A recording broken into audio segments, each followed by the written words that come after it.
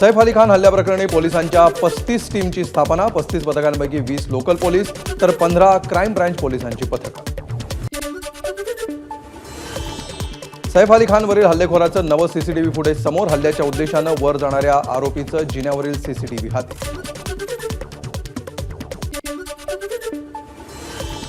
सैफच्या घरी सुतारकाम करणाऱ्या एकाला पोलिसांनी घेतलं ताब्यात. पतीला ताब्यात घेतल्यामुळे संबंधित व्यक्तीच्या पत्नीकडून नाराजी व्यक्त.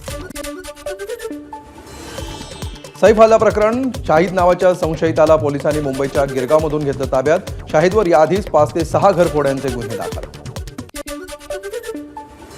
हल्ल्यानंतर सैफच्या पाठीमध्ये अडकलेल्या चाकूच्या तुकड्याचा फोटो समोर. सैफच्या पाठीतून बाहेर काढला 2.5 इंचांचा तुकडा. पाठीतील खोल जखमीमुळे डॉक्टरांचा सैफला 1 आठवडा विश्रांतीचा सल्ला. सैफच्या प्रकृतीला कोणताही धोका नाही. सैफवर उपचार करणाऱ्या डॉक्टरांची माहिती. सैफ अली खान यांना धमकी आल्याचा कधी उल्लेख नाही. मागणी केल्यास सुरक्षा देण्याचा विचार करू. गृहराज्यमंत्री योगेश कदम यांची प्रतिक्रिया. 2-3 दिवसांपूर्वी शाहरुखच्या मन्नत बंगल्यामध्ये अज्ञात इसमाचा घुसण्याचा प्रयत्न. सुरक्षा जाळी असल्यामुळे घुसखोरी टळली. सैफ अली खानवर हल्ला करणारा आणि शाहरुखच्या घरामध्ये घुसण्याचा प्रयत्न करणारा एकच असल्याचा पोलिसांना संशय. पोलिसांकडून तपास सुरू. सैफच्या घरातून मुंबई पोलिसांनी तलवार ताब्यात घेतली. ही तलवार जुनी आणि वडिलोपार्जित असल्याची शक्यता.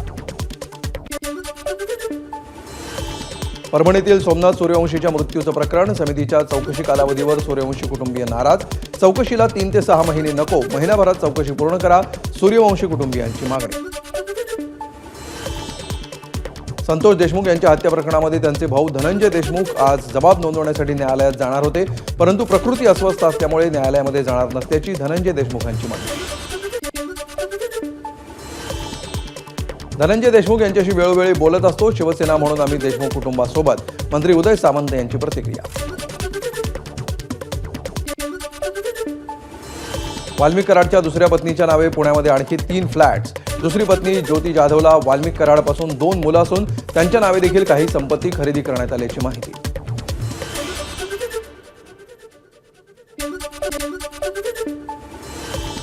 विदेशातून फोन करणारा व्यक्ती वाल्मिक कराडचाच नातेवाईक. वाल्मिकची नातेवाईकाच्या नावे विदेशात गुंतवणूक. वाल्मिकचा आर्थिक व्यवहार पाहणारी व्यक्ती विदेशात असल्याची सूत्रांची माहिती.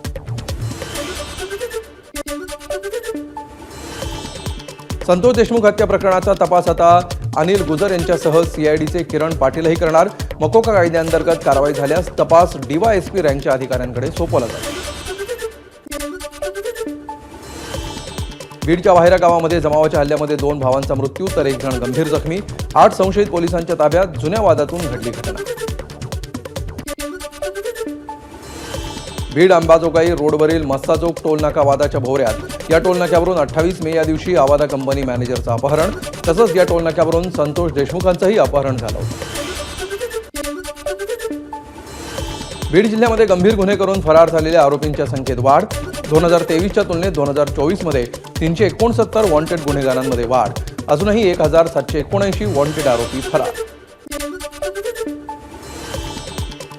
नांदेडच्या पालकमंत्रीपदी धनंजय मुंडे नको. सकल मराठा समाजाची मागणी.